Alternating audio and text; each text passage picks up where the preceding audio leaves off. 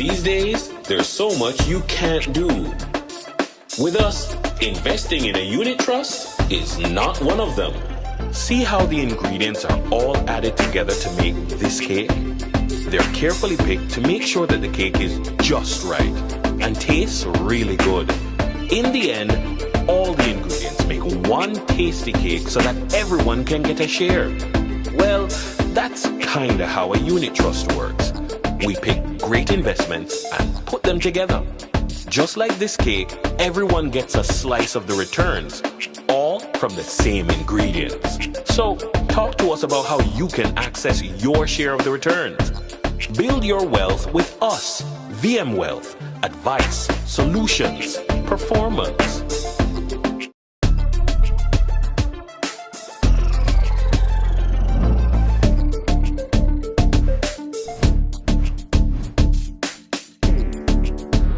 Not everybody can be a top-class pizza chef, but no matter what you can't do, with us, you can build wealth. With a VM Wealth Global Income Max US portfolio, you could be on your way to your wealth goal. Let's get you started. Call us at 876-960-5000 about building your wealth today.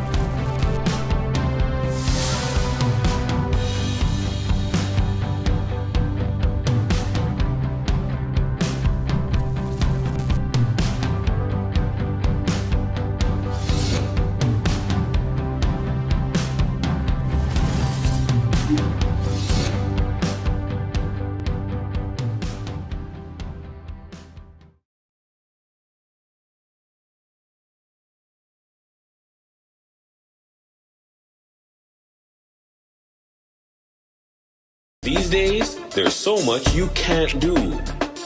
With us, investing in a unit trust is not one of them. See how the ingredients are all added together to make this cake? They're carefully picked to make sure that the cake is just right and tastes really good. In the end, all the ingredients make one tasty cake so that everyone can get a share. Well, that's kinda how a unit trust works. We pick great investments and put them together. Just like this cake, everyone gets a slice of the returns, all from the same ingredients. So, talk to us about how you can access your share of the returns. Build your wealth with us, VM Wealth, advice, solutions, performance.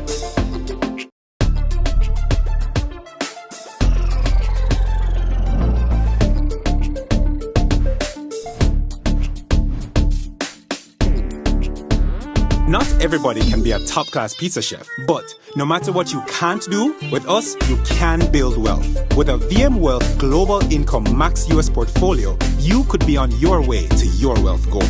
Let's get you started. Call us at 876-960-5000 about building your wealth today.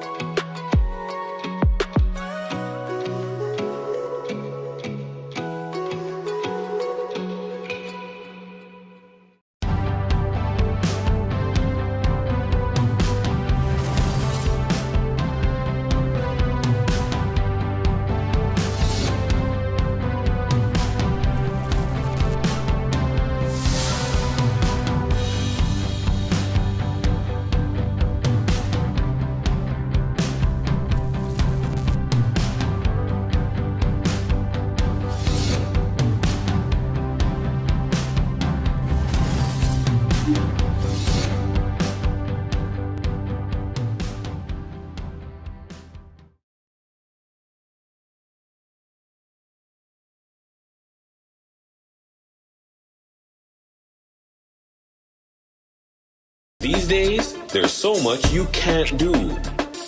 With us, investing in a unit trust is not one of them. See how the ingredients are all added together to make this cake? They're carefully picked to make sure that the cake is just right and tastes really good. In the end, all the ingredients make one tasty cake so that everyone can get a share. Well, that's kinda how a unit trust works. We pick great investments and put them together. Just like this cake, everyone gets a slice of the returns, all from the same ingredients. So, talk to us about how you can access your share of the returns. Build your wealth with us. VM Wealth. Advice, solutions, performance.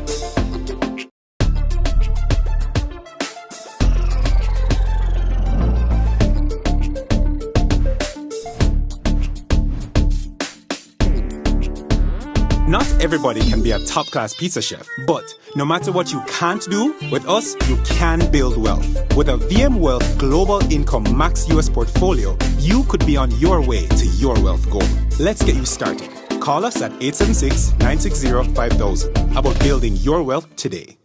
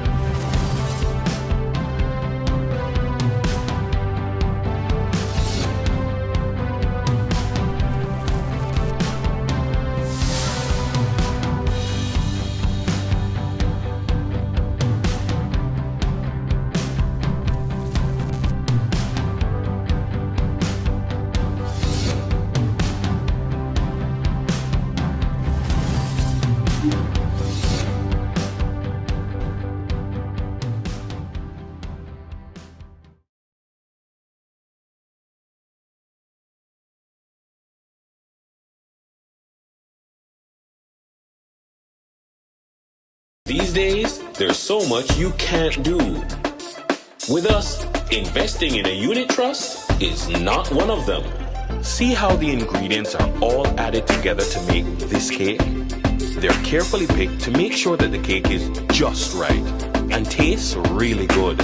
In the end, all the ingredients make one tasty cake so that everyone can get a share. Well, that's kinda how a unit trust works. We pick great investments and put them together. Just like this cake, everyone gets a slice of the returns, all from the same ingredients. So, talk to us about how you can access your share of the returns. Build your wealth with us, VM Wealth. Advice, solutions, performance.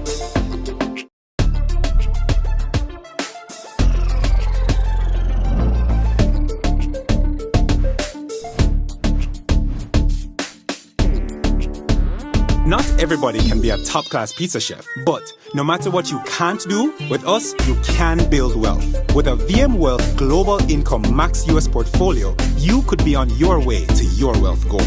Let's get you started. Call us at 876-960-5000 about building your wealth today.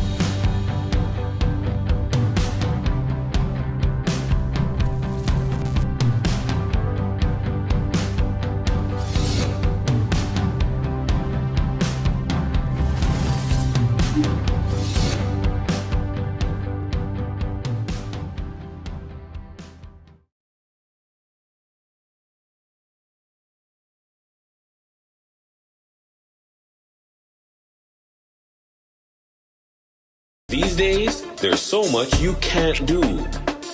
With us, investing in a unit trust is not one of them. See how the ingredients are all added together to make this cake? They're carefully picked to make sure that the cake is just right and tastes really good. In the end, all the ingredients make one tasty cake so that everyone can get a share. Well, that's kinda how a unit trust works. We pick great investments and put them together. Just like this cake, everyone gets a slice of the returns, all from the same ingredients. So, talk to us about how you can access your share of the returns. Build your wealth with us. VM Wealth. Advice, solutions, performance.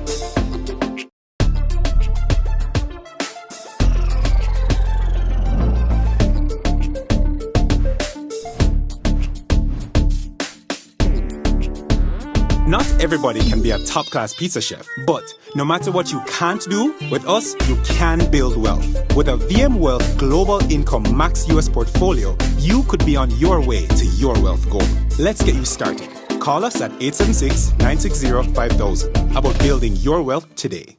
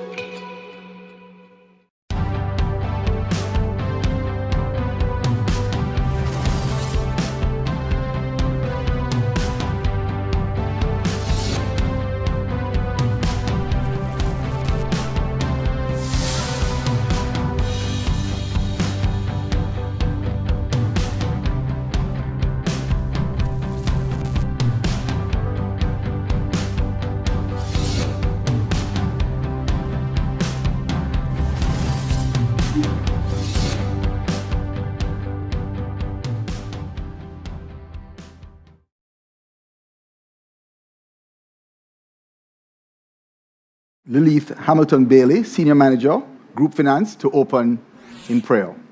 These days, there's so much you can't do. With us, investing in a unit trust is not. Good afternoon, everyone. Let us be reverent before the Lord in prayer. Let us pray.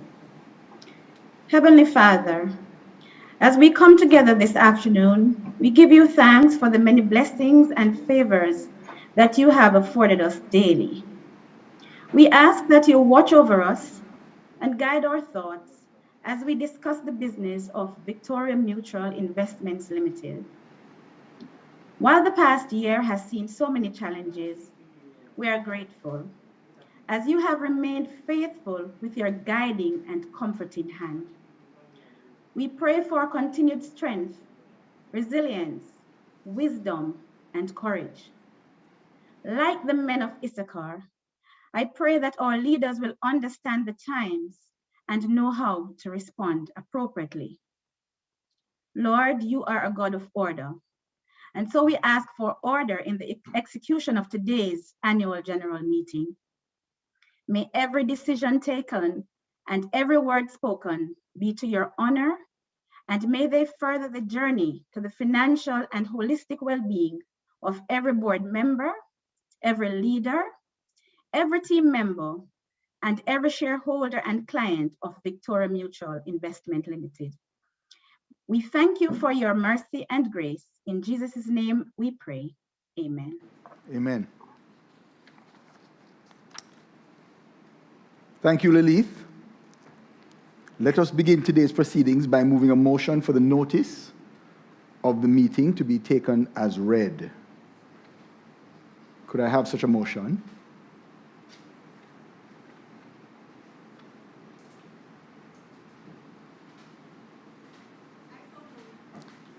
Thank you. May I ask someone else to second? Thank you, Rez. Seconded. The online voting instructions will appear on screens for voting. We will allow 1 minute for voting to be completed and then announce the results. All in favor? Any against?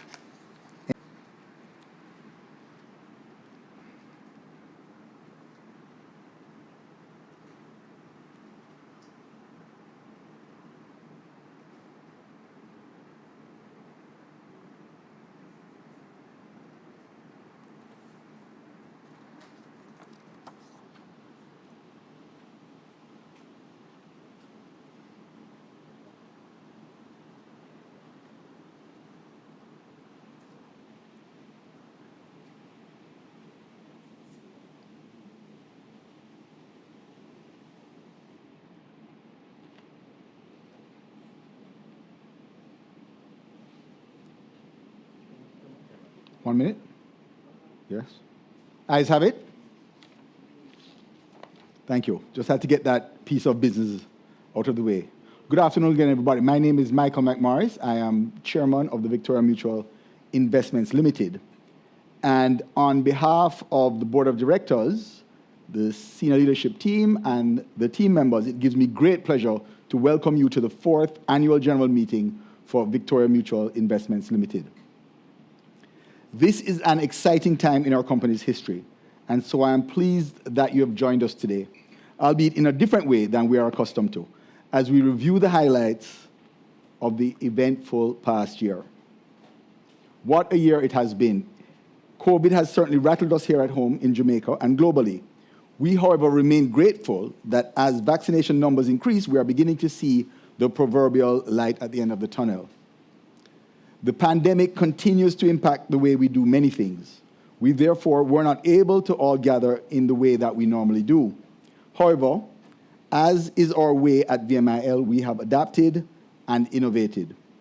We are therefore pleased to have our shareholders logged in from various locations today via private live stream. You all will be able to engage with us fully and to cast your votes on all relevant matters. We also welcome those of you joining us on Facebook. For those joining via private live stream, the mechanisms are in place for you to participate fully. As usual, you will be asked to vote at the appropriate time. Online voters will receive a prompt when voting is required and will cast votes by online poll. The matters on which you will be asked to vote will be populated in the chat section of the screen. Scroll down and join as a guest. You will be required to state your name and select your voting option. Again, a very warm welcome to you all.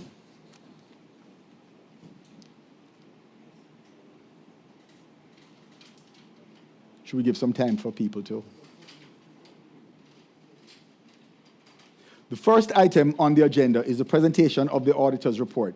and statement of accounts for the year ended 31st December 2020, as well as the director's report. Cynthia Lawrence of KPMG, auditors for VM Investments, will now come forward to present the auditor's report and statement of accounts. Cynthia.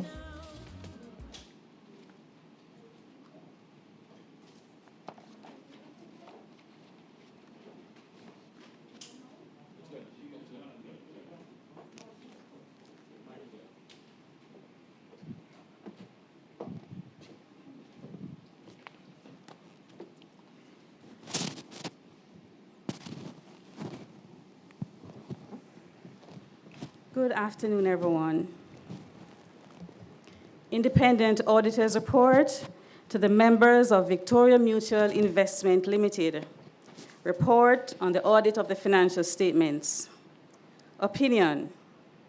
We have audited the financial statements of Victoria Mutual Investments Limited, the company, comprising the separate financial statements of the company and the consolidated financial statements of the company and the subsidiary, the group, set out on pages 81 to 156, which comprise the group's and company's statements of financial position as at December 31, 2020, and the group's and company's statements of profit or loss and other comprehensive income, changes in equity and cash flows for the year then ended, and notes comprising significant accounting policies and other explanatory information. In our opinion, the accompanying financial statements give a true and fair view of the financial position of the group and the company as at December 31, 2020, and of the group's and company's financial performance and cash flows for the year then ended in accordance with International Financial Reporting Standards, IFRS, and the Jamaican Companies Act. Basis for opinion. We conducted our audit in accordance with International Standards on Auditing, ISAs. Our responsibilities under those standards are further described in the auditor's responsibilities for the audit of the financial statements section of our report. We are independent of the company in accordance with the International Ethics Standards Board for Accountants, International Code of Ethics for Professional Accountants, including International Independent Standards, that's the IESBA Code, and we have fulfilled our other ethical responsibilities in accordance with the IESBA Code. We believe that the audit evidence we have obtained is sufficient and appropriate to provide a basis for our opinion. Key audit matters. Key audit matters are those matters that, in our professional judgment, were of most significance in our audit of the financial statements of the current period. These matters were addressed in the context of our audit of the financial statements as a whole, and informing our opinion thereon, and we do not provide a separate opinion on these matters. 1, fair value of investments, the key audit matter. The valuation of the group's investment securities requires significant estimation, which is impacted by uncertainty of market factors. The probability of price increase as a result of the spread of COVID-19. This affects the fair value measurement either directly, if fair value is determined based on market prices, or indirectly, if a valuation technique is based on inputs that are derived from volatile markets. See notes 6 and 28 to the financial statements. How the matter was addressed in our audit. Our procedures in this area included the following: assessing and testing the design and operating effectiveness of the group's controls over the determination and computation of fair values, challenging the reasonableness of yields or prices by comparing to independent pricing sources, assessing the reasonableness of significant assumptions used by management, involving our own valuation specialists to determine or obtain yields or prices of specific securities and comparing them to those used by management, evaluating the adequacy of the disclosures, including disclosure of the degree of estimation uncertainty involved in determining fair values. 2, expected credit loss on financial assets, the key audit matter. The group and company are required to recognize expected credit losses, as ECL, on financial assets, the determination of which is highly subjective and requires management to make significant judgment and estimates. The key areas requiring greater management judgment include the identification of significant increase in credit risk, that is SICAR, the determination of probabilities of default, loss given default, exposures at default, and the application of forward-looking information. These estimates involve increased judgment as a result of the economic impact of COVID-19 on the group's financial assets.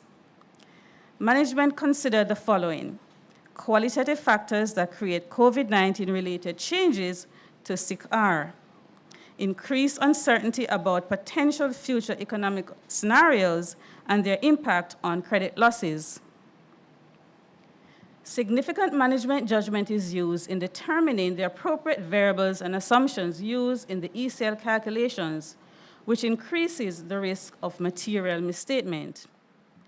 We therefore determined that the impairment of financial assets has a high degree of estimation uncertainty. See Note 27B of the financial statements. How the matter was addressed in our audit.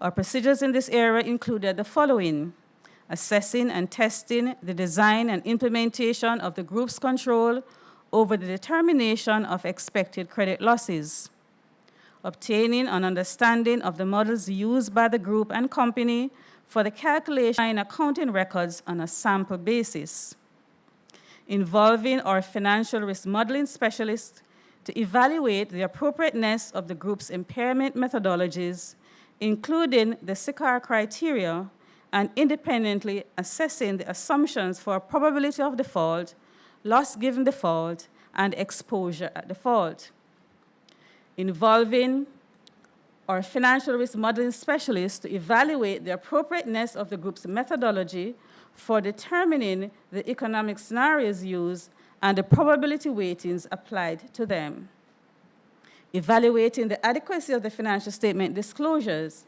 including disclosures of the key assumptions and judgments for compliance with IFRS 9. 3, impairment of investment in associate. The carrying value of the group's investment in associate may not be recoverable due to changes in the business and economic environment in which the associate operates. Additionally, the effects of COVID-19 on overall economic activity and the deteriorating trading conditions increase the risk of impairment of the associate. These factors create increased uncertainty in forecasting and require significant judgment in estimating and discounting future cash flows that support the assessment of recoverability. See Note 7 of the financial statements. How the matter was addressed in our audit. Our audit response included evaluating whether there were indicators of impairment of the investments, considering market prices, the economic environment, and business performance of the associate. Use of our own enterprise valuation specialists to evaluate the assumptions and methodologies used by management. Assessing the reasonableness of the group's expected future cash flows. Comparing the group's assumptions to externally derived data, as well as our own assessments of key inputs into the discount rates, as well as performing sensitivity analysis on the assumptions.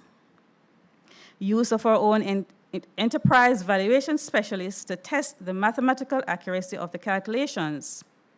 Assessing the adequacy of the group's disclosures about the key assumptions and the sensitivity of the impairment assessments to changes in key assumptions. Other information. Management is responsible for the other information. The other information comprises information included in the annual report, but does not include the financial statements and our auditor's report thereon. The annual report is expected to be made available to us after the date of this auditor's report. Our opinion on the financial statements does not cover the other information, and we will not express any form of assurance conclusion thereon. In connection with our audit of the financial statements, Our responsibility is to read the other information identified above when it becomes available, and in doing so, consider whether the other information is materially inconsistent with the financial statements or our knowledge obtained in the audit, or otherwise appears to be materially misstated. When we read the annual report, if we conclude that there is a material misstatement therein, we are required to communicate the matter to those charged with governance. Responsibilities of management and those charged with governance for the financial statements. Management is responsible for the preparation of financial statements that give a true and fair view in accordance with IFRS and the Jamaican Companies Act, and for such internal control as management determines is necessary to enable the preparation of financial statements that are free from material misstatement, whether due to fraud or error. In preparing the financial statements, management is responsible for assessing the company's ability to continue as a going concern, disclosing, as applicable, matters related to going concern, and using the going concern basis of accounting, unless management either intends to liquidate the group and the company or to cease operations or has no realistic alternative but to do so. Those charged with governance are responsible for overseeing the company's financial reporting process. Auditors' responsibilities for the audit of the financial statements. Our objectives are to obtain reasonable assurance about whether the financial statements as a whole are free from material misstatement, whether due to fraud or error, and to issue an auditor's report that includes our opinion. Reasonable assurance is a high level of assurance, but is not a guarantee that an audit conducted in accordance with ISAs will always detect a material misstatement when it exists. Misstatements can arise from fraud or error and are considered material if, individually or in the aggregate, they could reasonably be expected to influence economic decisions of users taken on the basis of these financial statements. As part of an audit in accordance with ISAs, we exercise professional judgment and maintain professional skepticism throughout the audit. We also identify and assess the risk of material misstatement of the financial statements, whether due to fraud or error, design and perform audit procedures responsive to those risks, and obtain audit evidence that is sufficient and appropriate to provide a basis for our opinion. The risk of not detecting a material misstatement resulting from fraud is higher than for one resulting from error, as fraud may involve collusion, forgery, intentional omissions, misrepresentations, or the override of internal control. Obtain an understanding of internal control relevant to the audit in order to design audit procedures that are appropriate in the circumstances, but not for the purpose of expressing an opinion on the effectiveness of the group's and company's internal control. Evaluate the appropriateness of accounting policies used and the reasonableness of accounting estimates and related disclosures made by management. Conclude on the appropriateness of management's use of the going concern basis of accounting and, based on the audit evidence obtained, whether a material uncertainty exists related to events or conditions that may cast significant doubt on the company's ability to continue as a going concern. If we conclude that a material uncertainty exists, we are required to draw attention in our auditor's report to the related disclosures in the financial statements, or, if such disclosures are inadequate, to modify our opinion. Our conclusions are based on the audit evidence obtained up to the date of our auditor's report. However, future events or conditions may cause the company to continue to exist as a going concern. Evaluate the overall presentation, structure, and content of the financial statements, including the disclosures, and whether the financial statements represent the underlying transactions and events in a manner that achieves fair presentation. Obtain sufficient appropriate audit evidence regarding the financial information of the entities or business activities within the group to express an opinion on the consolidated financial statements. We are responsible for the direction, supervision, and performance of the group audit. we remain solely responsible for our audit opinion. We communicate with those charged with governance regarding, among other matters, the planned scope and timing of the audit and significant audit findings, including any significant deficiencies in internal control that we identify during our audit. We also provide those charged with governance with a statement that we have complied with relevant ethical requirements regarding independence, and communicate with them all relationships on other matters that may reasonably be thought to bear on our independence, and where applicable, actions taken to eliminate threats or safeguards applied. From the matters communicated with those charged with governance, we determined those matters that were of most significance in the audit of the financial statements of the current period and are therefore the key audit matters. We describe these matters in our auditor's report unless law or regulation precludes public disclosure about the matter, or when, in extremely rare circumstances, we determine that a matter should not be communicated in our report because adverse consequences of doing so would reasonably be expected to outweigh the public interest benefits of such communication. Report on additional matters as required by the Jamaican Companies Act. We have obtained all the information and explanations which, to the best of our knowledge and belief, were necessary for the purposes of our audit. In our opinion, proper accounting records have been maintained so far as appears from our examination of those records, and the financial statements which are in agreement therewith give the information required by the Jamaican Companies Act in the manner required.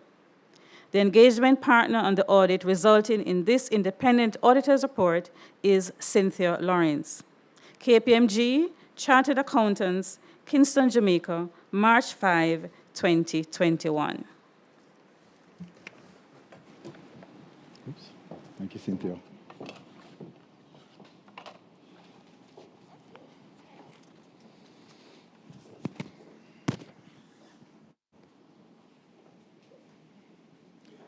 Thank you, Ms. Lawrence. We look forward to, we're still looking forward to that truncated version 1 year. But anyway, so ladies and gentlemen, we are now in the information presentation stage of our AGM from the board and messages from board, both the board and management. But before I go into the chairman's message, let me just introduce quickly the people that you may see in the wider shot. We have that, yes? So immediately over my left shoulder, my other left, yes, we have, sorry. So we have Mr. Resworth Berthelsen, which is right beside me. He is our CEO and Managing Director. And immediately over my shoulder is Director Janice McKinley, and she is Group CFO for the Victoria Mutual Building Society, which, as you know, is the largest shareholder and parent of Victoria Mutual Investments Limited. And over my right shoulder is Director Courtney Campbell, who is President and CEO of the Victoria Mutual Building Society and the group at large. The people you don't see in the shot are all the other directors, and they are also joining us on Zoom as well. So we have direct contact with them and our corporate secretary and and a number of the production people here. So I want to thank them all for being here and immediately deliver the chairman's or the board's message. The directors of VMIL are happy to have supported the team through this extraordinary year, marked by several significant challenges, but also important progress and achievements for the business. Consolidated revenue for the year was $1.88 billion, reflecting an increase of $192 million or 11.4% over the $1.68 billion recorded for 2019. This growth in revenue was primarily driven by gains from investment activities, which increased by $108.09 million. Total assets increased year over year by 17.4% to $29.72 billion as at December 31st, 2020, primarily attributable to an increase in resale agreement balances. Total liabilities were $25.34 billion as at December 31st, an increase of $4.34 billion or 20.7% over the prior year, driven mainly by the increase in borrowings and repurchase agreements. Our capital base continues to be strong, with total shareholder equity standing at $4.38 billion, up from $4.33 billion, which resulted in a book value per share of $2.92 versus $2.88 in 2019. Victoria Mutual Wealth Management Limited, our licensed security dealer, continues to do well and be well capitalized, with a risk-weighted capital adequacy ratio of 15.56%, above the regulatory requirement of 10%. The capital to total assets ratio of 14.24% far exceeds the regulatory minimum of 6%.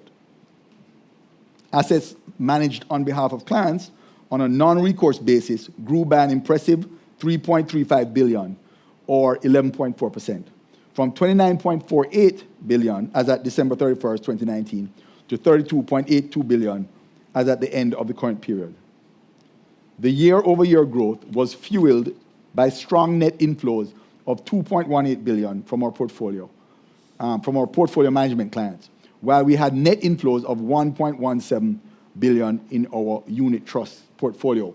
So that's a lot of numbers. What does it mean? It means that we did pretty well despite COVID, and clients continue to invest their confidence in us by investing their funds. So we had a fairly good year. Of course, this doesn't happen in a vacuum, and so the economic context of the environment is always important. And so I would say that the effects of the COVID-19 pandemic on the local and global economies have been significant.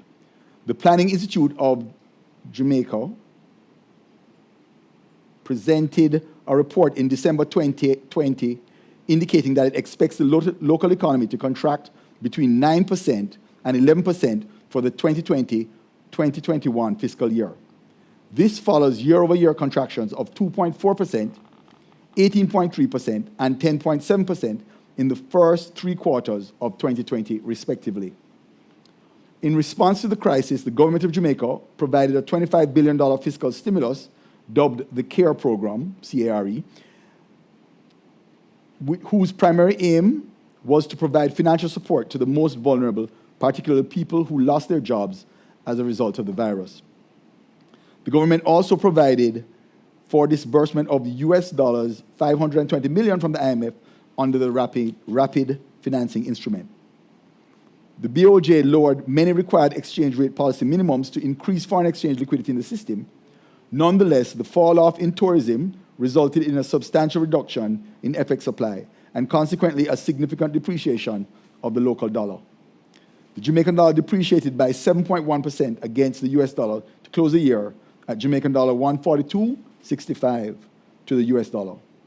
The exchange rate was particularly volatile, depreciating as much as 12.4% to as high as 151.27, requiring the BOJ to intervene in the market 14 times, supplying $300 million US dollars restricted to end users. Regardless, net international reserves fell only slightly from $3.1 billion to $3.162 million to $3.126 million. That's 1,000 million. So let me read that again. 3.16 billion to 3.12 billion, representing well above the international benchmarks of 12 weeks of goods and services imports. Business and consumer confidence fell amid the pandemic. Consumers were particularly affected by the loss of income from salary cuts or job losses. The unemployment rate increased from lows of 7.19% in October 2019 to highs of 12.6% in July 2020, before falling to 10.7% in October. Internationally, the IMF expects that global economies will have contracted by 4.4% in 2020. That's in its October report. Global economic activity was dominated by the fiscal and monetary responses of the world economies to the pandemic. Fiscal responses included large stimuli packages to support the respective economies and typically included direct payments to individuals, particularly those facing unemployment because of the pandemic. Monetary agencies also implemented accommodative policies to support economies. This included the reduction of key interest rates to improve access to credit. Notably, the US Federal Reserve cut its key interest rate by 1 percentage point to a target range of 0% to 0.25%. And the Bank of England cut its interest rate 60 basis points to 0.25%. The coordinated efforts of the Board of Directors and leadership team of VMIL are critical to delivering a winning strategy for our business, even in the best of times. And in this year of global pandemic and the context that we've just outlined, this relationship was even more vital. The outcomes of 2020 underscore the robust nature of this relationship at Victoria Mutual Investments Limited. In 2020, your board approved a bold new 3-year strategic plan and deepened support for VMIL's exciting digital evolution by constituting a digital and IT committee at the parent level. The board and executive team also instituted an enterprise risk management framework to better monitor performance against key risk indicators. And I'm happy to report the group recorded very good performance against its key risk indicators, indicating our commitment to continuous strengthening of our risk management practices. On the human resource front, we continued our support for the Great Place to Work initiative, originating at the parent level but impacting all our team members by providing individual pathways to success. At the level of the customer, most importantly, these and other actions realized a dynamic suite of developments. In 2020, VMIL launched an innovative client management portal, our first digitalization project of many. This allows our clients the convenience of accessing their statements and making transaction requests online. The year also saw the regional expansion of CarryLend, our peer-to-peer lender, our peer-to-peer lending platform, with the launch of CarryLend Jamaica. This is a significant milestone for the business and a win for the local economies. The business successfully launched 2 additional products as well, based on feedback from our clients: the VM Unit Trust Gold Maximizer portfolio and our US equity trading platform. So this is all an attempt to broaden our services to our customer base, and we're finding a lot of favor with that, a lot of take-up. Additionally, we launched our premium wealth service, catering to our ultra-high net worth clients. We also grew market share in our asset management business, despite the turbulent investment markets. Notwithstanding the upheaval in the local and global economies, we accelerated the expansion of our local footprint with the establishment of 4 additional branches, taking the number of touch points to 10. This demonstrates our sound commitment to providing personalized services to our clients, as well as our confidence in the future rebound of the financial sector. The business recorded continued upward movements in our Human Resource Engagement Index, surpassing global and local benchmarks as we continue to drive toward our strategic goal of employer of choice. It's not possible without having motivated and highly skilled employees. VMIL continued to demonstrate genuine care for its team members with enhanced efforts to support them through challenges specific to the pandemic. This included the provision of cost-free access to mental health support via Family Life Ministries for team members and their families, a series of support-focused webinars, digital town halls, virtual entertainment activities, and robust health and safety protocol ensured our team received the highest levels of protection and support as they work to transform the lives of our clients and shareholders. VMIL's board of directors are grateful to our results-focused leadership and team members for their outstanding commitment to the purposeful work of guiding and empowering our clients in their financial affairs, especially in the face of the pervasive effects of the global pandemic. This indeed makes us most proud.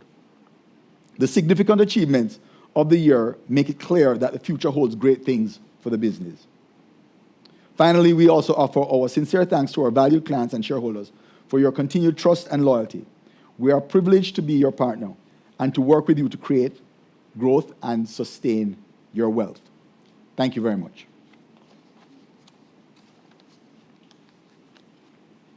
No canned applause, no? Thank you. We will now hear from Rez Worth Burchison, the CEO of Victoria Mutual Investments Limited. Rez?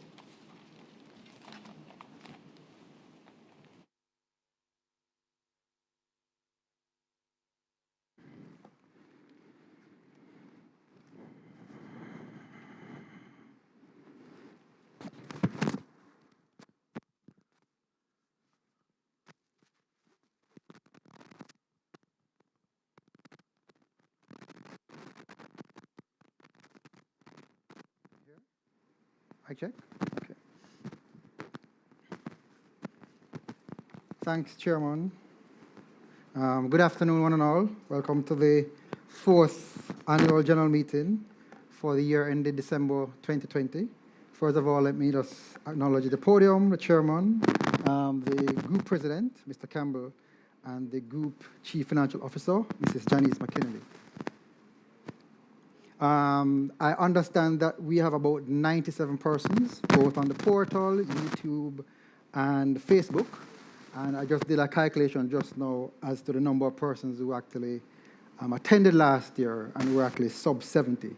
So obviously there is a bit more convenience with having the virtual platform, online platform, for shareholders to be in their own space to participate in this AGM. I won't go over much of what the Chairman said before, but 2020 did test our ability and our innovation and also creativity, tested the resilience of the team as we embraced the numerous challenges. We also want to, it also tested our ability to serve our clients well. And we do give commendations to those clients who stuck with us, but also challenged us last year. I'd like to place on record my appreciation to the following stakeholders. This is in no particular ranking. The valued and hardworking team members of VMIL, VM Wealth. I know a number of us are watching. The members of the management team of VMIL. Certainly our valued clients who, despite the challenges of last year, did continue to give us more business. They also want to place on record the VMG support team, and I hope I have all the names properly. Customer and brand, corporate affairs, ICT, HRD, legal, finance, operations, strategic investments, PMO, strategy, internal audit, digital transformation, and the office of the group president. Also the wider VM team, especially the SBUs. You will see certainly from the branch expansion that the Chairman spoke of, that we get quite a bit of support within the wider group. Most of the branches that were launched last year were all facilitated based on negotiations with the VMBS team. But so commendations to BSO, VM Pensions, Innovations, Money Transfer, Property Services, and again BSO. Commendations and thanks and appreciation to the board for the guidance it provided to myself and the management team during last year. And certainly last but definitely not least, our regulators, the FSC, Bank of Jamaica, Jamaica Stock Exchange. When I reflect on last year and how the regulators reacted to the pandemic, I do believe that we have a first-rate regulator environment in Jamaica. The Bank of Jamaica, the FAC, the JC, they were very proactive in terms of reaching out, ensuring that the numbers that we all need to focus on, that we're so doing. So thanks accordingly.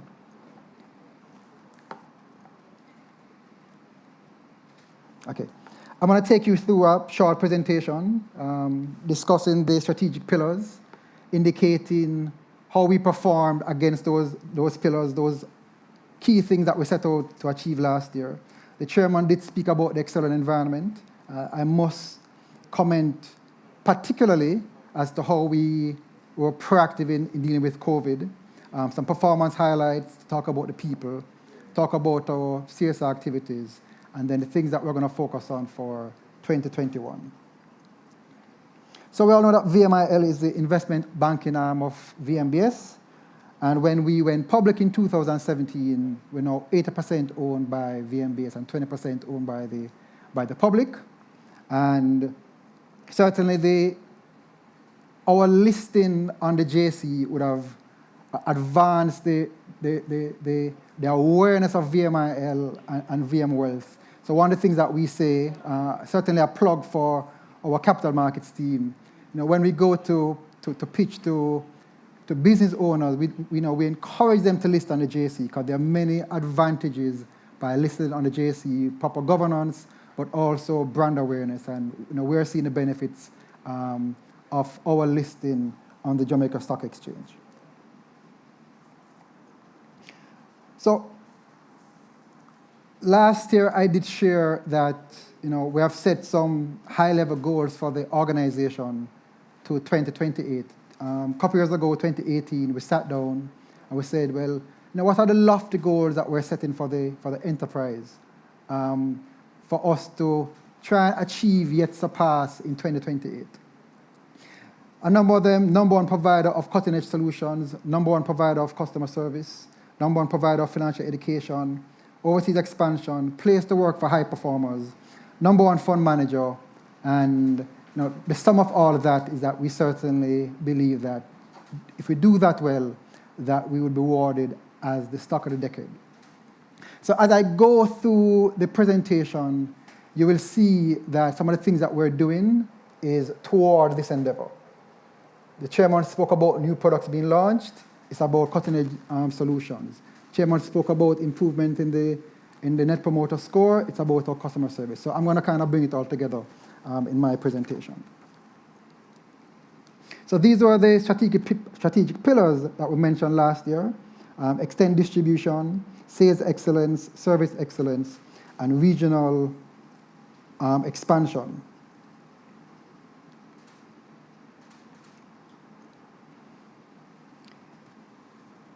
The effects of the pandemic on the local and global economies have been significant, as we all know. The industries suffered, economies suffered, including our own, contracted in the local economy. However, our macroeconomic variables didn't deviate in a major way to cause any alarm, whether in the local environment or the international environment. Interest rates remain low, as did inflation. Following an uptick in unemployment, recent reports have indicated that we are now on a downward trajectory. Our capital accounts, or external accounts, that were supplemented by remittances, and the chairman did indicate the inflows we got from our multilateral partners. One of the things that I will say, though, is that the macro numbers and the investment numbers, the investment markets numbers, whether it be interest rates, the stock market, considering the impact of the pandemic, most persons would have formed the view that the hit to our economy and our investment markets should have been worse. So I am very pleased that we're seeing we came through the worst of it, and we're seeing the light at the end of the tunnel. There's lots of talk about reopening, and I do believe that having survived 2020, that we are a much more resilient organization for 2021. At the group level, especially as it relates to COVID, we quickly formulated a cross-functional COVID response team that had a heavy focus on addressing the emerging risk, and reducing the impact of the virus on our operations, specifically health of our staff, our clients, our sales thrust, supply chain, operations, communications, and financial impact. Heavy reliance was placed on ensuring that your business was adequately capitalized and remained liquid to address any possible short-term imbalances. These included sensitivity analysis and ongoing monitoring of other key risk metrics. As a financial services firm, our value proposition during this challenge of 2020 was information, guidance, education towards ensuring that our clients took informed decisions to grow and protect their wealth. We executed our Wealth Talk series, 30 COVID updates, over 200 digital meetings with groups of clients, and we touched over 13,000 clients. We also offered parent moratoria to clients who were so challenged. So I'm very pleased with the execution in this regard, to ensure that our clients got information, including our shareholders, who are clients, to ensure that they fared during the pandemic. We're pleased to indicate that during the pandemic, over 80% of our staff worked from home due to preparation that were long taken before the event. Our training program delivered through the VM University went fully digital, and team members continued to be trained in a wide array of skills needed for the modern workforce. In response to COVID, we had to quickly adjust and reprioritize for the new uncertain environment. We were proactive in the management of our investment portfolios and placed a focus on our sales productivity and also adequate capital and liquidity. As a result, we achieved assets under management of $57.8 billion, a capital adequacy ratio above 16%, well above the regulatory requirement. We also experienced growth in our unit trust market share. As the chairman indicated before, we also launched the Jamaican operation of our peer-to-peer subsidiary, Caroland. In 2020, we focused on customer experience, introducing our new premium wealth service, 2 new portfolios, our client management system, as promised last year, a complaints management system which enabled us to respond to customer needs. We also redesigned our client statements to provide more useful information to our account holders. Our customers rewarded us with improved assessments in our customer service with a higher Net Promoter Score. So again, I'm touching on service excellence and innovative financial solutions. We want to be able to meet our clients where they are, and as such, we open a number of locations. So the chart on the table shows our new locations. Again, connecting the dots about our expansion thrust and improving and increasing our distribution points. This slide, I'm very pleased, shows the improvement in our customer survey scores. But again, let me connect the dots. In 2019, we indicated at our AGM, but also in our annual report, that we had undertaken a customer journey mapping exercise with the assistance of Ernst & Young. The improvement in our NPS, our survey scores, the improvement in our NPS and survey scores is a direct outcome of that exercise, and the activities undertaken to address customer complaints. It highlights that we're listening to our customers. In as much as we're listening, though, there is a lot more to be done.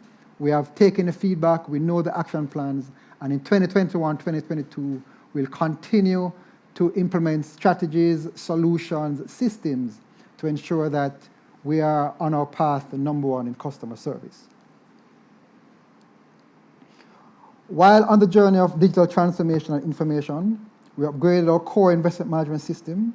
80% of our client stock trades are now done online by the JTrader platform, and complaints are resolved within SLA, leveraging our complaints management solution. We also want to highlight that last year we successfully held our AGM in hybrid structure. But what gave me most joy during the year was the fact that at the JC Best Practice Awards in December, we walked away with 2 prizes. The JC Awards were tied with, in first place for Best Website, and we were second runner-up for listed companies, main market for corporate disclosure and investor relations. And for those of us who don't know, we're not going to stop there. Earlier this year, we had our first investor briefing after the launch, after the release of our 2020 numbers, again to ensure that we're raising the bar when it comes to investor relations.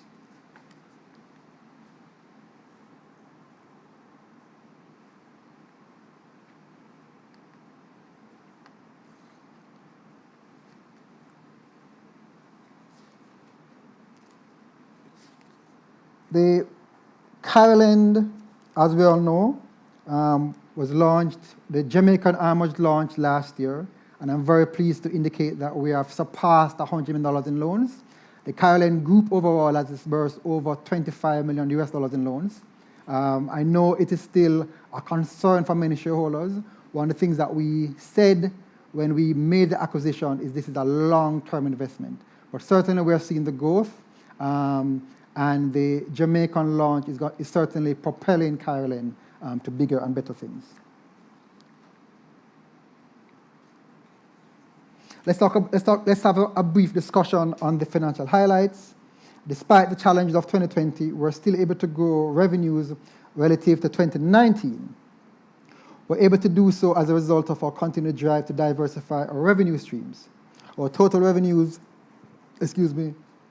grew to $1.876 billion due to a strong performance across key business lines: asset management, capital markets, treasury, bond and equity trading. Here we show the diversification of our business away from interest income to a more resilient revenue model. Our intention over the next couple of years is to strengthen that revenue model. And certainly, when I reflect on 2020, we wouldn't have been able to generate the performance that we did had it not been for the diversification thrust that we embarked on a couple of years ago. Another indication of the resilience of our business is the growth in total assets to close at close to $30 billion. However, as said before, net income was challenged by the investment markets. You will see from the financial statement, certainly the P&L, where such assets fell in value by $119 million. Net income amounted to $433 million, generating an earnings per share of 29 cents. Notwithstanding the decline in performance for 2020, we generated a modest ROE of close to 10%. While considering the challenges of 2020, 10% was a significant return, close to 800 basis points above the risk-free rate. Our stock was not immune to the challenges in the investment market, and our stock price declined from $8.96 to $6. I noticed in recent days our stock price has been trending northwards to over $7, which highlights that the market is expecting a recovery in performance in 2020, and so are we. One of the things that I know, a question that is likely to be asked was, well, why was there no dividends? So let me pause and address that point even before it gets asked. So a couple of things that we need to remember is that we are a regulated, listed company in the financial sector. Our stewardship is to generate long-term returns to our shareholders. In any economic fallout, what's our responsibility? Our responsibility is that we must maintain adequate capital, adequate liquidity, but also seek to have the resources to rebound from the challenges of the day. Let me repeat, adequate capital, adequate liquidity, but the resources to rebound from the challenges of the day. You'd have seen our first quarter numbers for Q1 2021, where you're seeing a material improvement. And our view is that the recovery will continue throughout 2021, and obviously the board, when the board will meet later on this year, will certainly meet to discuss and consider the payment of a dividend. Our team is at the center of all we do. We cannot hope to serve our customers well if our team members aren't taken care of. I'm pleased to say that we have across the group and within VMIL a very robust EVP framework benchmark against the best. So I was Googling last evening for good EVP frameworks, and I found this one, and I said, well, let me take a look. And they didn't have anything that we don't have. So it shows that, by leveraging the group support services, group HRD, we're putting in a framework and continue to put in a framework to ensure that we attract, develop, and retain talent that will seek to drive the business. Our engagement framework, as I said before, has a number of key drivers: culture, EVP, opportunity, reward and recognition, work life, and leadership. You will see again in the annual report, we went at pains to recognize the team members of the quarter, Q1, Q2, Q3, Q4 for 2021. But beyond that, there are a lot more activities taking place within VMIL and across the group to recognize our team members. Service representative quarter of the year, service representative of the quarter, employee of the year, salesperson of the year, and persons that excel at sales, inductee into the President's Circle. That circle is for exceptional sales leaders. Let's talk a bit about corporate social responsibility. Much of 2020 was spent crafting our revised CSR framework on a number of key pillars: health and family, leadership and nation building, youth empowerment, financial literacy, promoting integrity and ethics in business, and the environment. What are some of the things that we did last year? This is us making a contribution to the Sunbeam Boys Home and to the Jamaica Red Cross to support their COVID-19 relief work. That's us, partnership with Separate to give out care packages to schools, churches, and foundations. And us making a contribution, a sponsorship of Bel Air Prep. So let's talk about the future. 2020 is behind us. What's the future of the enterprise? So our purpose remains the same: educate and empower our clients to create, grow, and sustain their wealth. So the educating part, lots of Wealth Talk series that we've done before, and other initiatives to ensure that our clients understand the new dispensation. Empowering our clients, we talk about the new client management portal and other automation initiatives that will be launched in 2021. Our values remain the same: client-focused.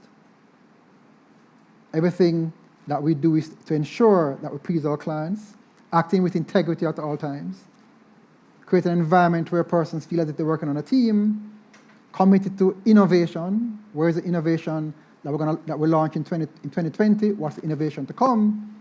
And then committed to excellence in all that we do.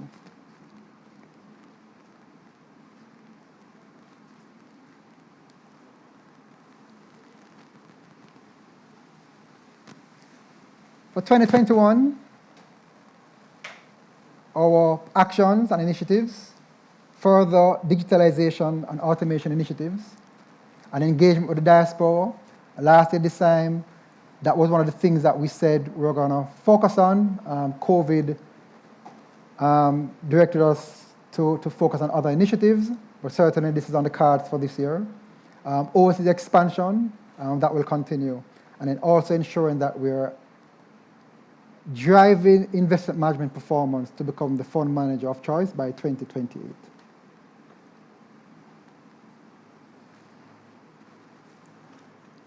In closing,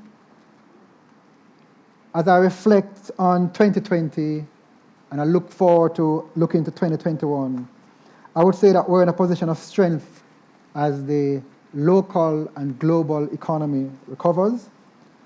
The company has grown stronger during the pandemic, which supports our growth model. More capital, more assets, good liquidity, growing portfolio.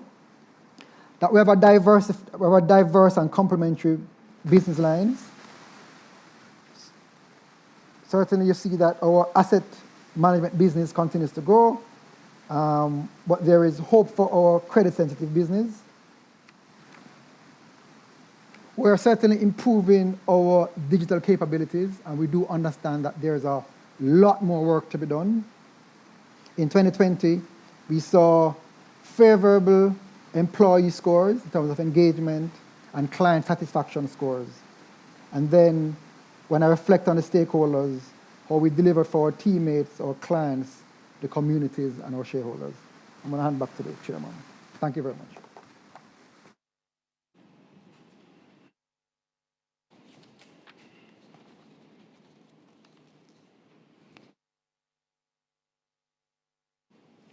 Thank you, Rez. And I certainly want to salute you for the role that you played last year and continue to play.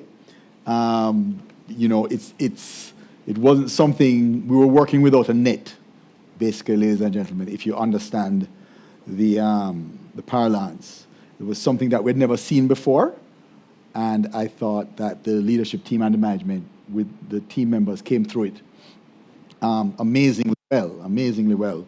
And relative to our competitors, I thought we did a great job. It really is an asset, and I don't know that we talk about it enough, but to have the structure that we have with a parent, an 80% parent, we really were able to get a great deal of synergies that protected our team members and provided them a working environment that allowed us to meet our customers' needs very quickly without being internally driven. So thank you. Thanks to our the group management as well, and of course the faith that our customers displayed as well.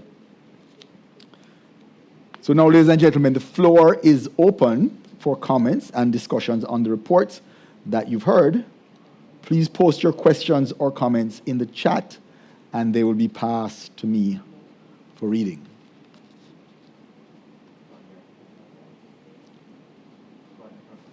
Sorry? All right. So the first question. I'm a VMBS member and shareholder of VMIL based in UK, and I would like to open an account with VMIL and have filled out the form sent to me. Do I need to get all the forms signed by a notary public, as this will surely add up for so many forms? Who's going to take that? They're in the UK. Right. So I can't answer your question definitively, member. But I will direct you to call our UK office, and they will be very happy to walk you through these steps. They do it every day, and so they are quite au fait with it, and they'll give you the answer that you need. Thank you. The contact information is on our website. You can find the contact information on our website. You can Google it, but vmbs.com, and you'll find it. Just look for the UK branches. Thank you.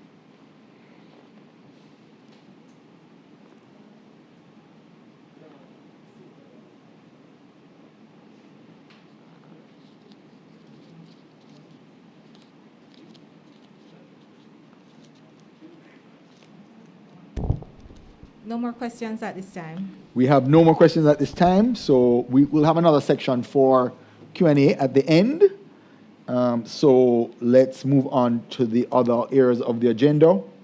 And we are going to now go through the resolutions as needed at our annual general meeting. So for the first one, may I have a motion for the approval of the auditor's report, the financial statement for the year ended 31st December 2020, and the director's report?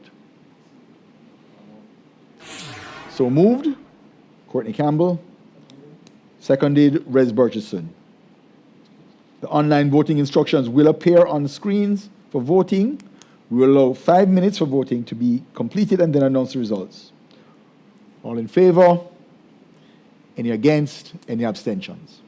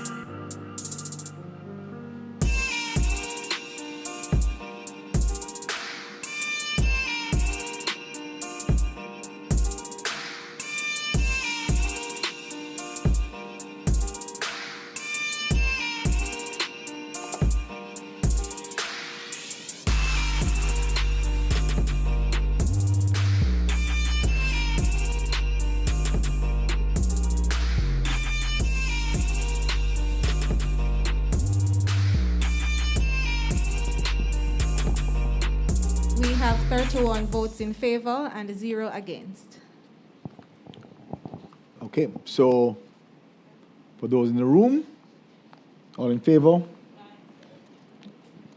Any against? Any abstentions? So that would be all in favor, unanimous. The motion carries.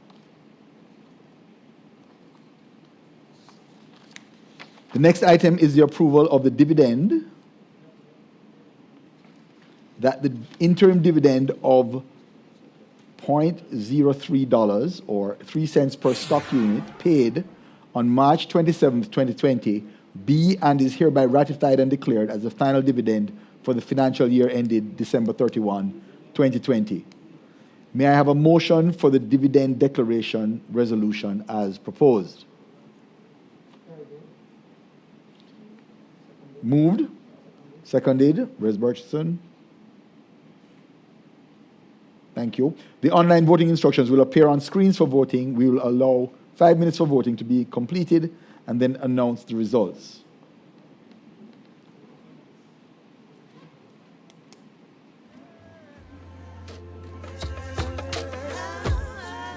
Hey, watch on up. Hey, I'm a walking W. Learn from the L's. Turn them in a medal in a trophy and bells. Every day you see we with the pan on next level. Break records like we cracking eggshells. And every single ounce of effort we expel. It's all about progress, cause we have to excel. And watch out, looking like success, we dress well. Boom, another knockout for the ring, the next bell. I'm about to send my haters a card to get well, cause I'm sick of it. I'm so sick of it, but that's the whole gist of it. I hate in the beauty when we did now we have it, cause I'm winning. I'm winning. I'm winning.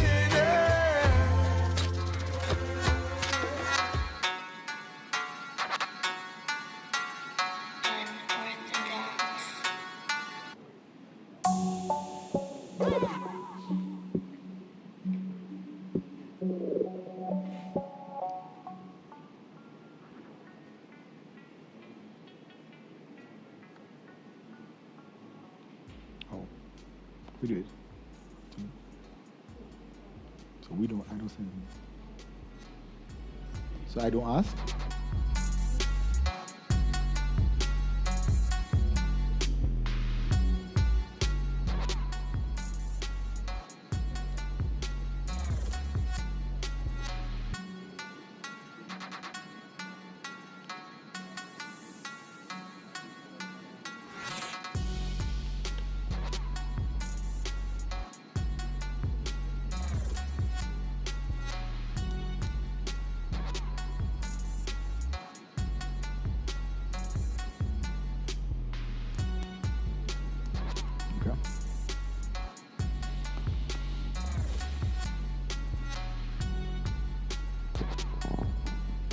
We have the results. We have 34 in favor and 1 against. Okay. Online members have voted 34 in favor and 1 against. For the purposes of this room, all in favor? Any against? Any abstentions? So we have unanimous in the room as well as 34 online and 1 against. Thank you very much. The next resolution for consideration is the election of directors. The following directors retire pursuant to Article 108 of the Articles of Incorporation, who, being eligible, offer themselves for re-election. These are Mr. Philip Silvero, Mr. Milton Samuda, and Mr. Redworth Burchinson. I therefore propose a resolution for the re-election of the directors en bloc and ask a shareholder to approve the motion. Janice proposes, Kerrigan seconds. We will allow 5 minutes for voting to be completed and then announce the results. Thank you.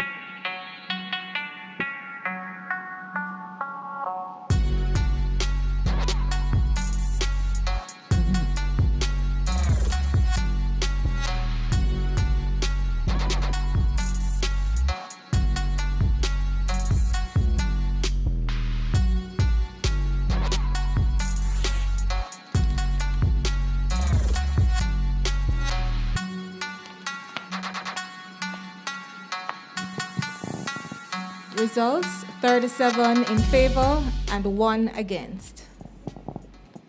Thank you. The online voting is complete. 37 in favor, 1 against. For the purposes of the members in this room, could I have all in favor? Any against? Any abstentions? It's unanimous in the room, as well as 37 online, 1 against. 37 in favor. Thank you. For consideration at this time is the director's remuneration. Resolution number 4. All right, yeah. The amount of $10,124,000 included in the audited accounts of the company for the year ended 31 December 2020 as remuneration for their services as directors be and is hereby approved. May I ask a shareholder to approve the resolution presented? Courtney moves. Kerry Gay seconds. The online voting instructions will appear on screens for voting. We will allow 5 minutes for voting to be completed and then announce the results.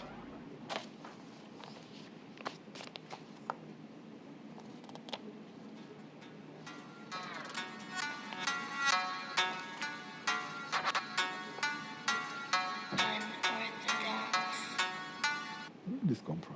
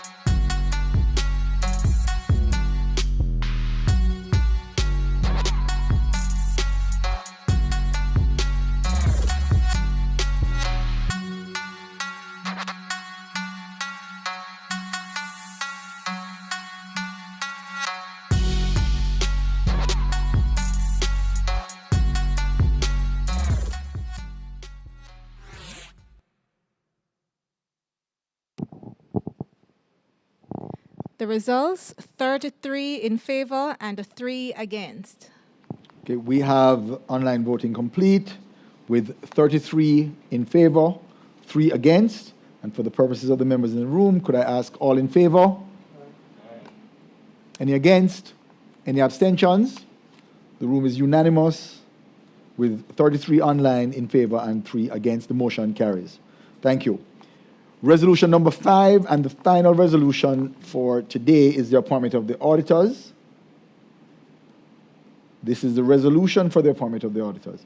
KPMG as auditors, having signified their willingness to continue in office as auditors, are hereby reappointed auditors of the company to hold office until the next annual general meeting at a remuneration to be agreed with the directors. May I have a motion for the approval of the appointment of KPMG as auditors at a remuneration to be agreed with the directors? Janice, shall I give you that? Would you like to do the honors? Janice McKinley, our CFO, Group CFO and Director, makes the motion. Do I have a second? Kerry Gay. To second. And again, ladies and gentlemen, the online voting instructions will appear on screens for voting. We will allow 5 minutes for voting to be completed and then announce the results.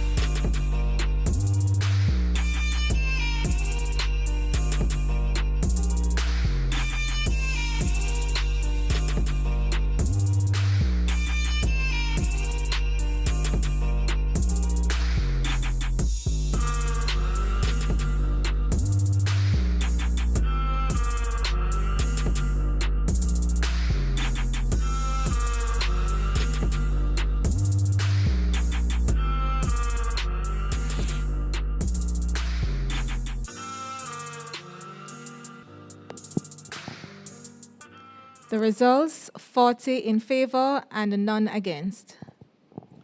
Okay, the online voting is complete. We have results of 40 in favor and none against. KPMG seems to be very popular today. For the purposes of the members in the room, in favor?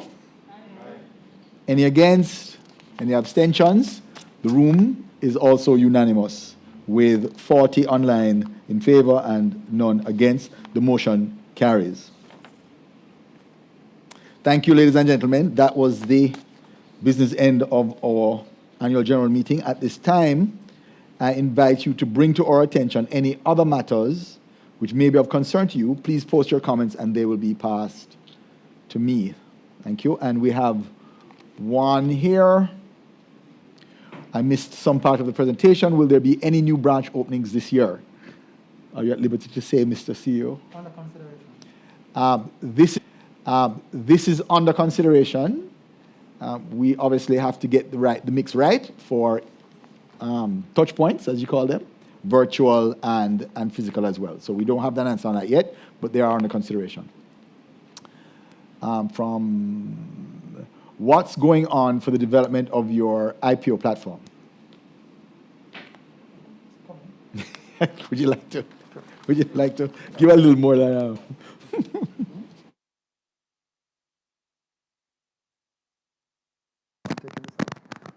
Question is what's going on for development of our IPO platform?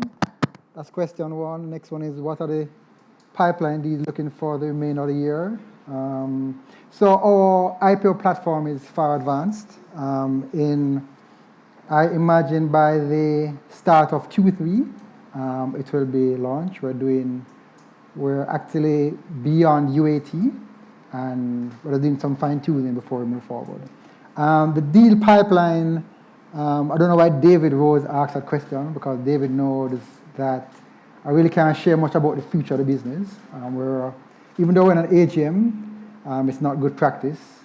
What I will say, though, is that the team is very much focused on rebuilding the pipeline, considering the challenges of last year. So the credit-related part of the business would have been impacted by COVID. Number of persons went to the sidelines. So we're in aggressive business development mode at this point in time.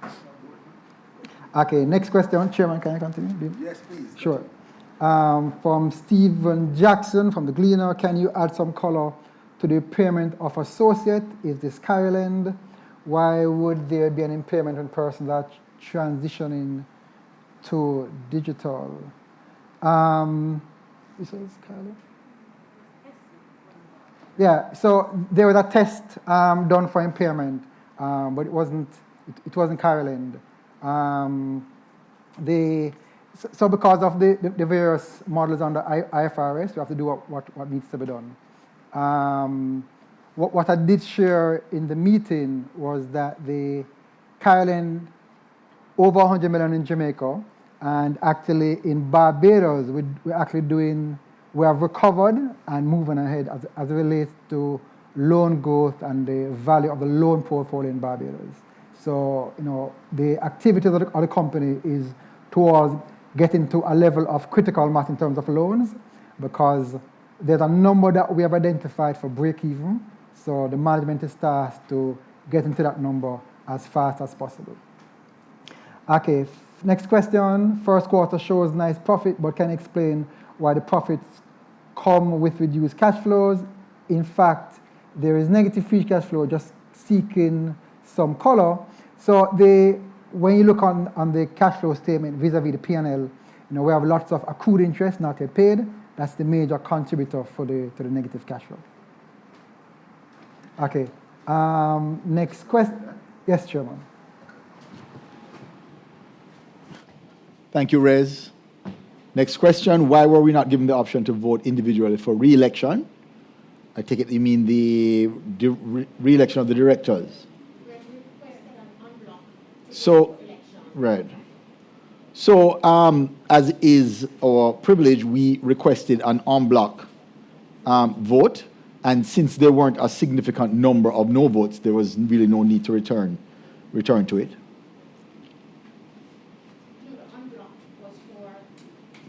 Right. Yes. So the motion was for en bloc directors, and this was carried in very large numbers, so there was no reason to individualize it. How has the traffic been received for the new branches you opened last year and this year?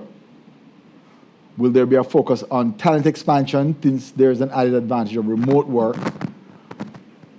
VM Wealth has discussed crypto trading on the JSE. Will they be pioneers in the STOs as well? And how has your deal flow been for 2021? All right, these are all, I'm just reviewing the questions. These are all questions which I think our CEO can ably answer, or best answer. So let me invite him to the podium to take these on.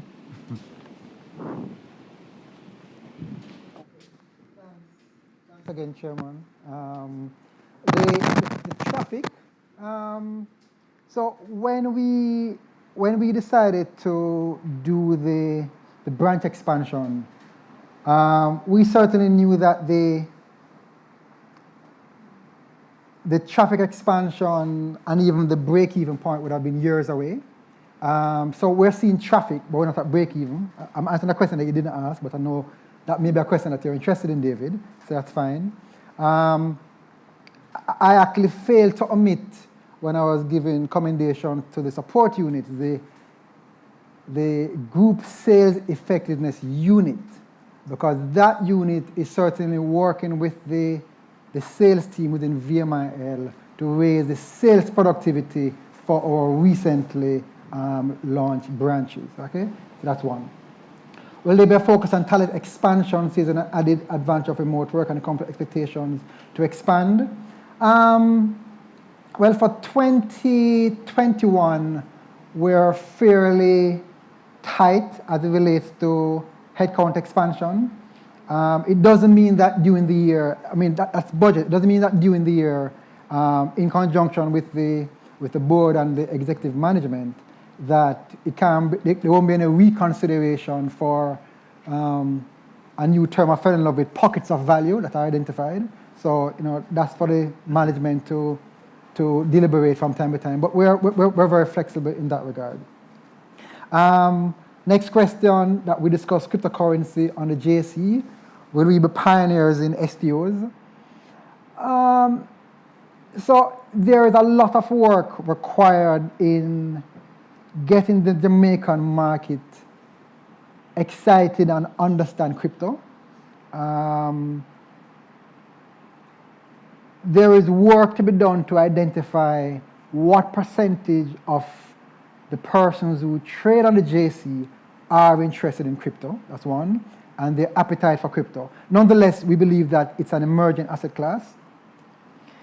And then if you've been following developments in the crypto space for the past few weeks, it's been very volatile. And I was actually in a Twitter chat on Sunday, and a large percentage of our investor class, they're still apprehensive to trade Jamaican equities, where there's an identified valuation methodology, as compared to crypto, which the Nobel Prize for valuing crypto is yet to be handed out.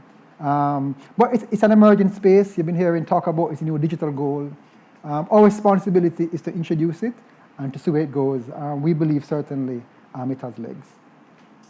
Question 4, how has the deal flow been so far? We'll answer that one, David. Any public equity considerations knocking on your doors? So for those who are listening now, David actually asked the same question last year, if you look back at the minutes of the last meeting. So to the shareholders, we're in very aggressive business development mode, and it may not materialize in an IPO or an APO. It may materialize in a nice debt raise. It may materialize in a nice advisory engagement. So we aren't focused on any particular area.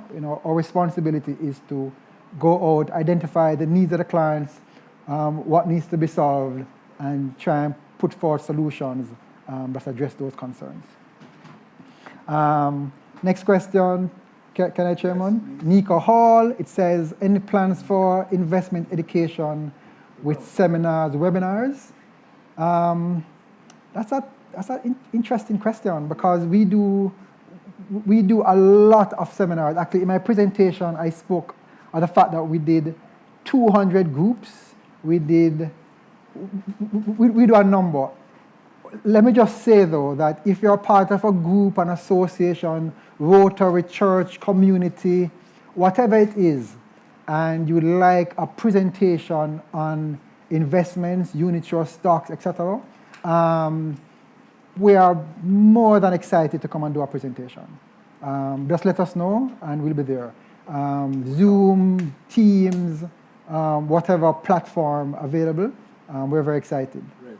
Just recap what you've done so far. Well, last year and this year, because I don't think she realizes. Okay, so we last year we did a number of webinars. We did 300 COVID updates. We had small groups. In terms of small groups, we did over 200.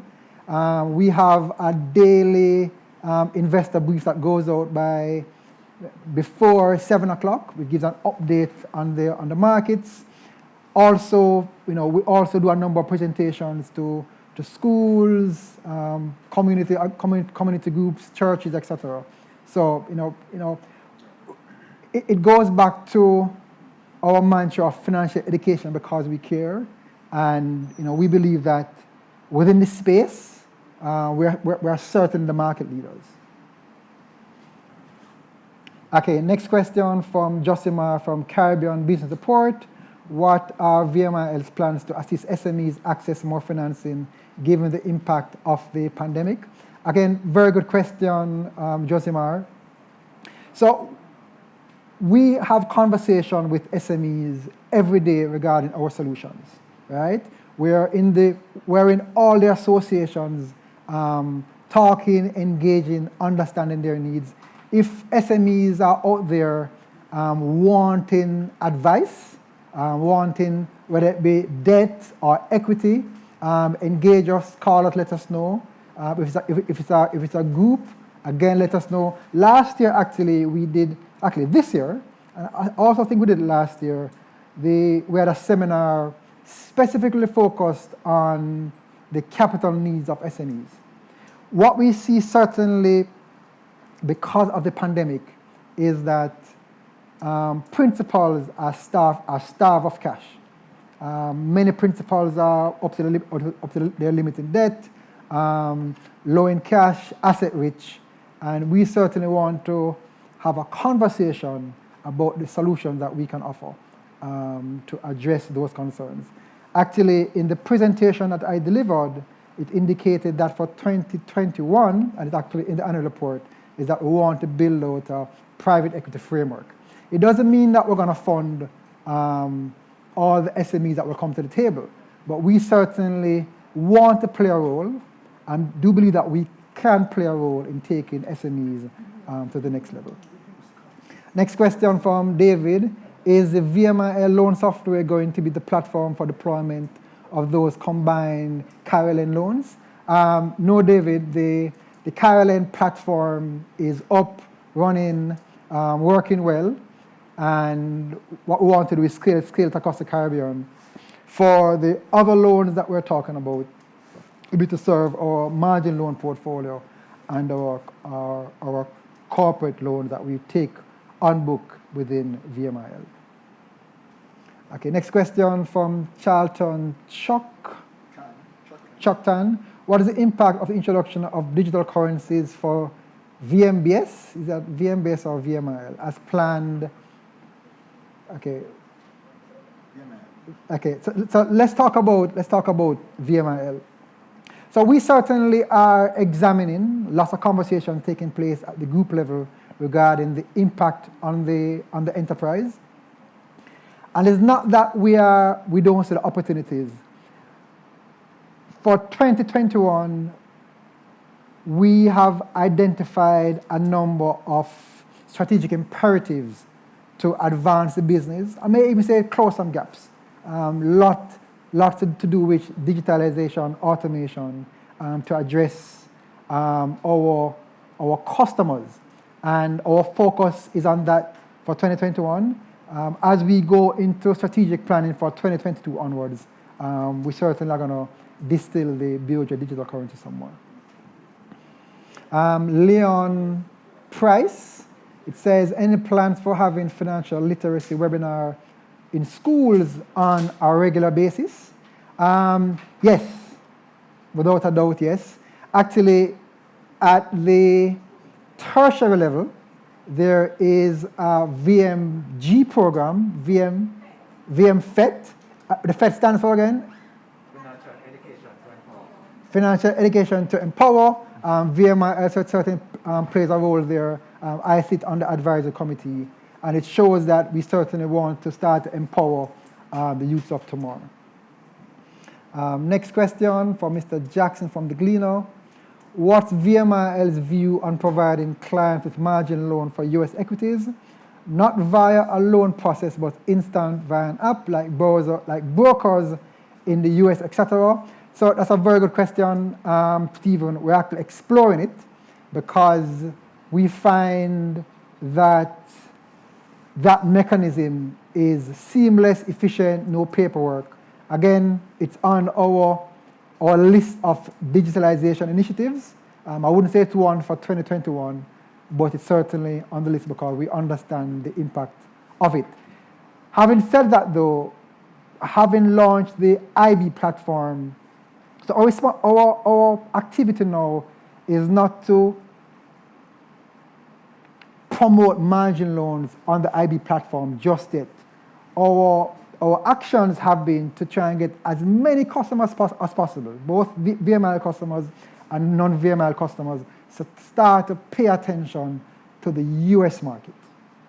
Because the US market, much more developed economy, you're seeing them coming out of COVID. You're seeing the transition from growth and tech to value. How many Jamaican investors are participating in that rotation? And it's a conversation that we'll continue to have until we're seeing more traction among Jamaican investors looking at US equities.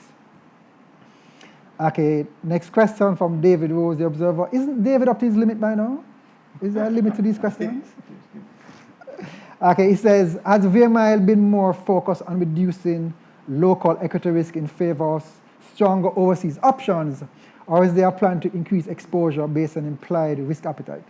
So, David, if you're talking about the enterprise, so much like how we are promoting US equities, the enterprise is also investing in US equities.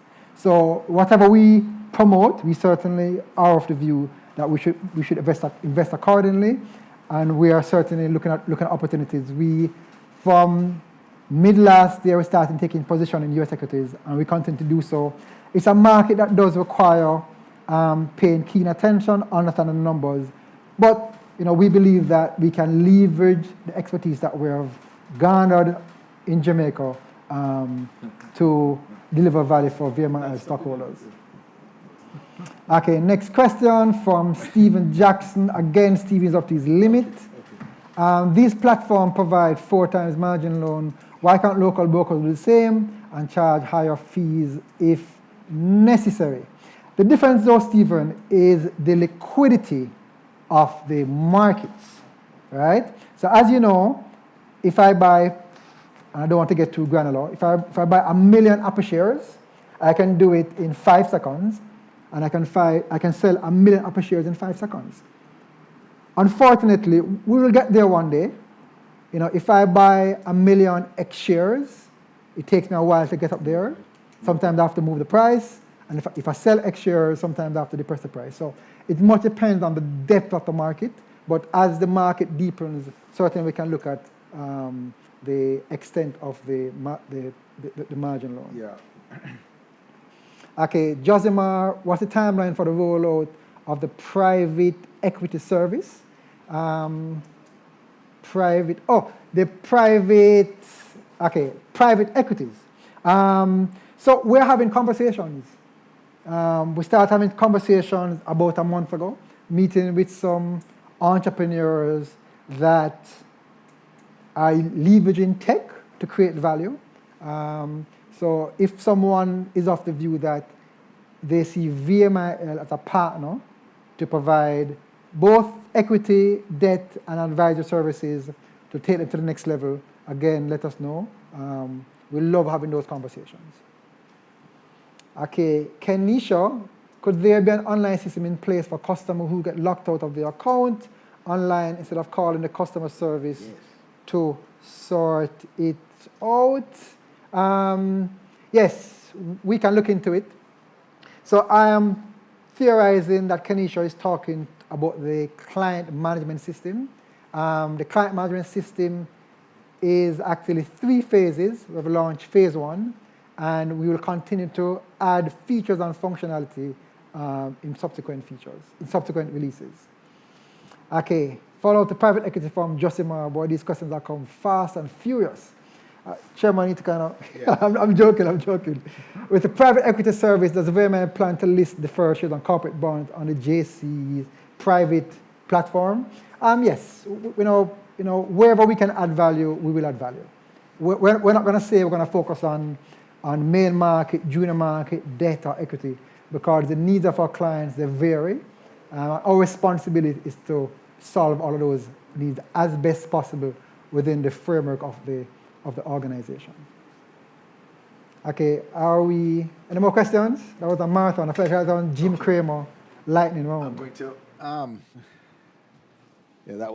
you answered that one, right? Yes, I did. Yep. So Mr. Jackson seems like he's building out his own financial institution. And we're going to have to start charging him for those answers very shortly. No, but we appreciate the media, Mr. Rose and Mr. Jackson, Josimar, we appreciate the media and their interest, of course, and we're happy to answer your questions on a more detailed basis. We can give out Rez's home phone number for you shortly. They have it. So it won't be necessary. But thank you for those questions. I wanted to return to, was it Nika with 2 N's, who asked about the seminars. I think what she was asking about was what seminars are readily available. And I don't know if she realizes, but we are constantly doing webinars. If you're not getting the notices about those, just link with your representative and they should get that information out to you. We advertise about them. You register and you're basically in with the investing crowd for those webinars. The last one we did was on crypto, and we have a number of them lined up this year as well. Right? I mean, 3 or 4. So if you're not getting those, just reach out to your rep or just email us, and we will keep you in the loop. Okay, at this time, I think we have no more questions, or we're not taking any more questions from the media, but we have no more questions. And so, ladies and gentlemen, I would like to, before we close, I wanted to just say a special thanks to the team in corporate communications, Clovan and Robert and Sophie et al., and the production team behind the scenes. Thank you very, very much, and also our corporate secretariat in what is it? Group legal compliance and risk. The corporate secretariat sits in that group, and I wanted to thank those people as well, as they've been very instrumental in getting us through this in record time and making us look good. So thank you very much. I am going to bring the meeting to a close. So let me ask at this point, any other business? If there is no other business, ladies and gentlemen, we have addressed all the items on the agenda. I therefore move for the termination of this annual general meeting of the Victoria Mutual Investments Limited. Thank you very much, and good evening.